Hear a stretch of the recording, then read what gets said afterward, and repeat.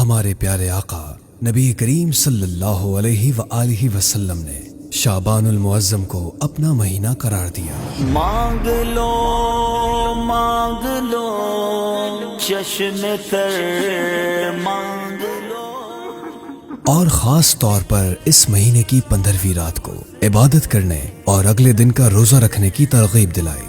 اس رات میں آپ صلی اللہ علیہ وآلہ وسلم قبرستان بھی تشریف لے گئے تھے۔ یہی وجہ ہے کہ شروع ہی سے ہر دور کے مسلمان بالخصوص بزرگان دین اس رات میں عبادت کا خصوصی اہتمام کرتے آ رہے ہیں۔ آج کی رات ہے۔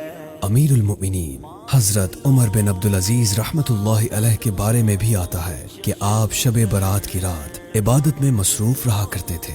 حضرت خالد بن معدان، حضرت لقمان بن عامر اور دیگر بزرگان دین رحمہم اللہ المبین کے بارے میں کتابوں میں ملتا ہے کہ وہ اس بابرکت رات میں اچھا اور صاف ستھرا لباس پہنتے تھے، کپڑوں پر خوشبو اور آنکھوں میں سرما لگاتے تھے، اور پھر رات مسجد میں جمع ہو کر اللہ پاک کی عبادت کیا کرتے تھے۔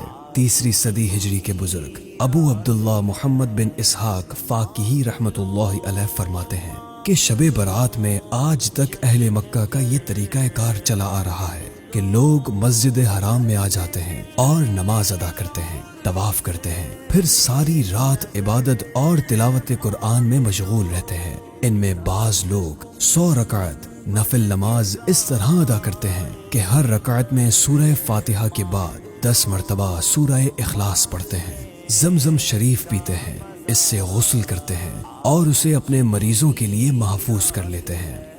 امیر اہل سنت مولانا الیاس قادری صاحب بھی اس رات کو کافی اہمیت دیتے ہوئے 14ویں شعبان کا روزہ رکھتے ہیں۔ پھر غروب آفتاب سے پہلے نامہ اعمال کی آخری گھڑیوں اور قیمتی لمحات میں مناجات اور رقت انگیز دعا کرواتے ہیں، جس میں ہزاروں اور مدنی چینل کے ذریعے لاکھوں لوگ آپ کے ساتھ دعا میں شریک ہوتے ہیں۔ پھر روزہ افطار اور نماز مغرب کی ادائیگی کے بعد نئے سال کی اچھی اور نیکیوں سے بھری ابتدا کرنے کے لیے بزرگان دین کے معمولات میں رہنے والے 6 نوافل، یاسین شریف کی تلاوت اور دعائے شعبان پڑھنے کا سلسلہ ہوتا ہے۔ پھر نماز عشاء کی ادائیگی کے بعد پوری رات اجتماع ذکر و نعت، سنتوں بھرے بیان، علم دین کی محفل، سوالات کے جوابات، توبہ و استغفار، پھر دعا۔